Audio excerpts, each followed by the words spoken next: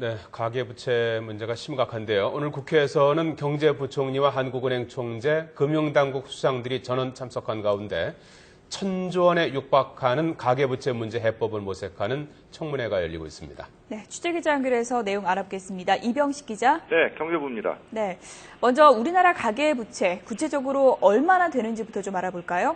네, 국내 가계부채 규모는 올해 1분기 말을 기준으로 962조 원에 달하고 있습니다. 가계부채는 크게 은행 대출과 비은행 대출 그리고 판매 신용으로 나눌 수 있는데요.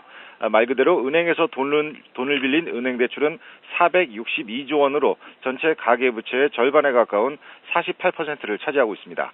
그리고 저축은행이나 보험사, 대부업체 등 비은행권에서 돈을 빌린 비은행 대출은 446조 원으로 전체의 46%를 기록했습니다.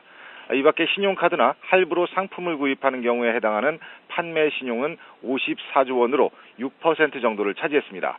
962조 원에 달하는 올해 1분기 국내 가계부채는 지난해 같은 기간에 비해 4.9% 늘어난 수치인데요.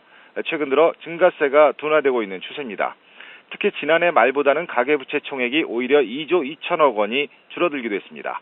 하지만 문제는 많습니다. 그래서 오늘 국회에서 청문회까지 열리고 있는 건데요. 먼저 가계부채 가운데 비은행 대출이 계속 증가하면서 저소득층과 저신용층의 부담이 늘어나고 있는 점을 들 수 있습니다. 또 소득과 자산에 비해 과도한 부채를 가진 가구의 비중이 늘어나고 있고요. 임금 근로자보다는 자영업자의 부채 비중이 여전히 높은 수준인 것도 문제점으로 지적되고 있습니다. 자, 이병식 기자. 네. 그렇다면 이런 가계부채 문제를 해결하기 위해서 어떤 해법들이 보고됐습니까? 네, 한국은행이 제시한 대책을 중심으로 살펴보면요. 예. 먼저 대출 구조를 개선하면서 가계소득을 증대시키고 저출을 높여야 한다는 것으로 집약될 수 있습니다. 이를 위해서는 단기 대출을 장기 대출로 바꿔서 당장 상환 부담을 덜어주는 노력이 필요하겠고요. 경기 활성화와 일자리 창출로 가계소득을 늘리면 자연히 저축률도 높아질 것이라는 판단입니다. 여기서 취약계층에 대한 지원도 빼놓을 수 없는데요.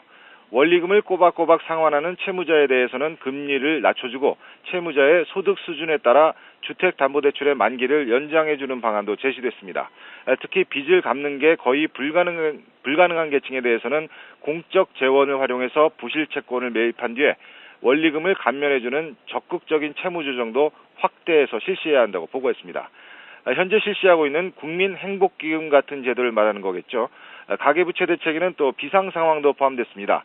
만약 경제성장률이 급격하게 떨어지고 주택가격이 폭락하는 등 경제 충격이 다가올 경우에는 가계부채가 대규모로 부실화될 수밖에 없는데요. 이 경우에는 배드뱅크를 설립해서 부실 채권을 인수하고 채무 재조정도 폭넓게 실시해야 한다는 의견입니다.